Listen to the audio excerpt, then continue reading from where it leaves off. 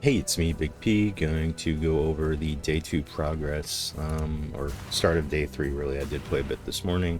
I'm just going to go mouse over my gear real quick while I talk about how it's been. We got one watchstone, we're about to get the second. I'm about to run my last tier 16 that I need for Eater, and I'm going to kill it right after that. I'm going to run the map real quick so you get an idea of how it looks like in a map and what has been happening. I've been tightening up stuff like these flasks, the ones with the instilling orbs I just put on, as well as little details like freeze immunity on Brian King's. A lot of little things that are adding up. As far as damage, there is a little bit to be desired, but we'll go over that. I do think ultimately, long story short, we are going to be re-rolling out of totems, but as far as first 2 watchstones, this was pretty solid. I need to beat it right. Okay. So let's run this. And yeah, that's really going to be min-maxing that, at least for completion. I do think it's really interesting that they've pretty much just made like one of the most challenging leagues ever.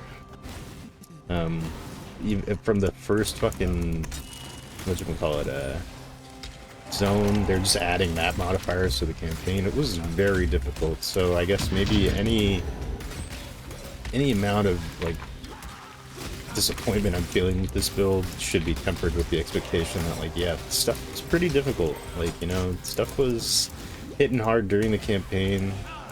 And while this is, this does have its own little quirks of how you're supposed to play the totem playstyle, particularly for a skill like Crackling Lance, where you do have to be more conscious of exactly where you're placing it, especially in like kind of these closed maps like this. It does excel in these closed maps with like long, like Atoll and Lookout, and I'm probably going to end up running Toxic Sewers or something like that on this. But there is potential quirkiness for aiming and stuff like that, where it's like, you can shoot through this. It has its own AI, and the AI has its own quirks as well, where it can actually miss if the target is moving quickly enough. So it hasn't all been sunshine and rain, but it's been visually a blast, of course, as you can see. But let's just raise some random specters. I don't know. I haven't actually figured out what to do with like my specters and stuff like that, if I'm going to do something like that. I did just throw a castman damage taken setup and a 5-link, or a 3-link rather. Just because I didn't realize, I thought I was going to automate it, but automation only works on instant cast skills, so stuff like Sigil of Power and Frost Shield cannot be used there. So we just did that in a castman damage taken thing. Although I really kind of, unfortunately, will start running Cast on Death Portal, especially if I'm going to try and run tier 17s. Although a quick look at some of the mods and just the way those maps are laid out, I don't know if this build in its current state is actually going to be able to get that going. Might have to reroll to a more meta Hyro pick, which I don't mind at all. This is probably going to be one of the more difficult leagues. If not just because they reworked the core endgame in pretty significant ways. And I do want to get into more traditional farming methods. I do want to try and give the destructive play setup. I'll go over my Atlas progression tree, which is pretty great. Didn't have to buy a single map yet, just using cure admissions when I needed them. This guy is spell resistant, life regen, soul eater. So you will run into the occasional schmuck like this who's just going to make your build seem really bad, unfortunately. And between the life regen and all that, like, let's see. A real DPS test. Alright, I mean, and you can kind of see the value of the totem playstyle where you can safely DPS from a distance, but, that was a pretty ideal situation there. I think in some of the crazier boss fights, the Maven Invocation, stuff like Uber Elder and things like that, your totems can and will die. And you're at odds. If you're constantly replacing them, you're not going to be shooting, they're not going to be casting their spell, they're not going to be shooting the laser. So you kind of do have to practice. You kind of have to keep an eye on the top left, make sure you have 5 totems out, and make sure they're not too far. There is a bit of, auto aim and chilling to the playstyle that's just pretty nice, but it's not nothing. You have a rotation. You have to pay attention to where you're using certain items or certain skills. timing certain skills properly, because a lot of your damage is reliant on Arcane Cloak. I will put the current at 2. Now you see my Frost shield and my Sigil of Power. I think Sigil is probably the better of the two if you, for whatever reason, don't want to run both. But it seems okay as far as, you know, just a little bit of a stopgap in terms of mitigation of damage, particularly in these juicier maps now that we're getting into like tier 16 farming and stuff like that. Especially with things like the Eldritch Altars, you know, they pop over, they pop around you. It's good to have your totems kind of get in your back as soon as they can kind of spawn camp. That's why we're running Harbinger. This build would probably be okay running Expedition. I don't think I'm going to do that. I haven't even touched my second Atlas tree. I haven't unlocked the third yet. That's coming pretty soon, I think, right? Yeah, you need like 10 more and then I unlock that tree, that third tree. But yeah, I'll go over my current setup, and yeah, this is the build on the beginning of day 3, I'd say. Very reasonable gear. So if you're looking for nothing else but to get you those first 2 Watchstones and complete your Atlas, this will be more than enough. I have dropped the Mana Flask I was running, although I don't know, we'll see how that ends up. You have a good innate mana regen, and it's not really boosting your damage. It's more of mind over matter buffer, and then when you have it full, you do want to pop that Arcane Cloak just to get the most out of your DPS. That is your very basic rotation. We are self-casting Conductivity, so I do want to look into that Shaper gem where you do self-cast Curse and it gives you like a bonus or some shit like that. That could be pretty good. And the only thing is with aiming with this thing can sometimes leave a little to be desired, because it will aim at the thing closest to you. Whoa, we are getting some weird graphic shit. That was awesome. Leave a like if your graphics card hasn't melted. I am looking at potentially playing that KB with Nimbus as the juicer, which will certainly melt my graphics card, hopefully. So you can see how it's kind of the totems. First off, they take damage if they're too close. They're getting close. You see, they just got like 2-shot there. I can definitely tell in some of these higher level, crazier map boss fights, crazier invitations, totems is going to be a little tricky. But as far as you know, generic progression off of these 1 or 2 chaos items I got. These were with max cast speed, and I paid like 2-3C for each of them. Because cast speed is the name of the game, not to mention that everything else is just pretty helpful. Flat lightning and elemental damage. You definitely can improve. Sky's the limit. You can get like a god tier wand. You can get a +1 totem shield that also has +1 to like spell skills. I did get a +1 lightning skill gem. Ami here that I'm probably not going to be able to replace for a long time unless I get that Dragon Fang for Crackling Lance, and I might end up going into that. Replica Heat Shiver was a nice little boost for damage, I will say. Definitely very noticeable, even on larger bosses. Let's see what shock effect we get on the Eater of Worlds here. 1% of lightning damage for extra cult per 2% shock effect on the enemy. So I've gone between like 30 to 40 shock effect even on like bosses, map bosses. Let's see the pinnacle boss shock effect, what we get here.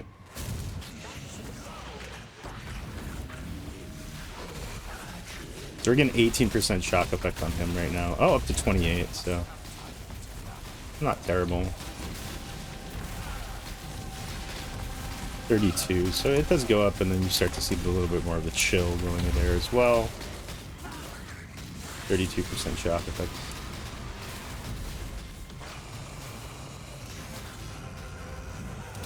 So you see the totems are 2-part damage in there, and then they all get 1 shot by that, so you gotta recast. And luckily you have enough placement speed, so that's not really an issue. And the damage is decent enough. We'll need to definitely scale further. With some, I mean, a lot of people just go Annihilating Light, which I really don't want to go if I don't have to. But we will see. Might be the case that that's really one of your best options, especially as a softcore bosser, you know. Game's designed around set portals, and I don't know, we'll see, we'll see. I would like to do this Deathless. I didn't do my Exarch Deathless. But that is just a bit of a trickier fight. I definitely think Eater is way easier than Exarch.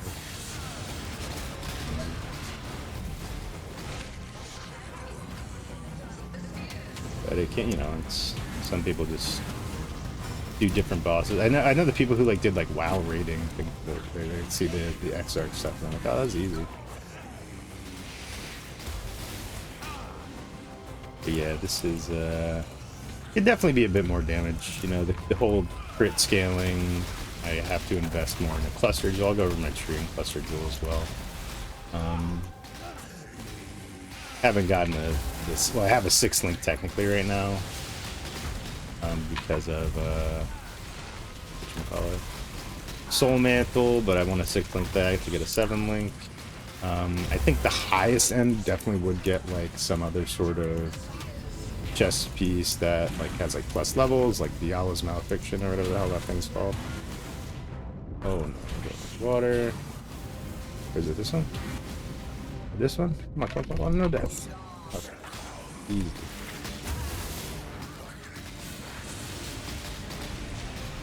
I'm missing the mana regen a bit there. Oh! Well, I don't know. I guess the sliding portion, when it's getting drawn back underground, has a hitbox? I really didn't know that. Yeah.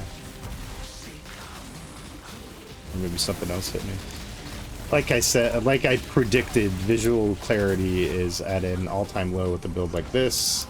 You're going to be missing the floor stuff. You're going to be missing some cues if you don't have your dialogue turned up for Cyrus and stuff like that. I mean, this would probably be F tier for fighting Cyrus, if not just because you'll think that your lasers are his lasers or some shit like that, you know? Like, you get very messy very quickly, I'm sure.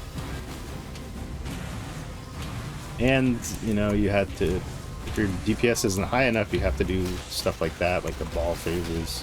Each of their respective ball phases more often, you know, so... But there we go. Let's drop an Ashes for me. How about off the quest eater with my streamer time, please?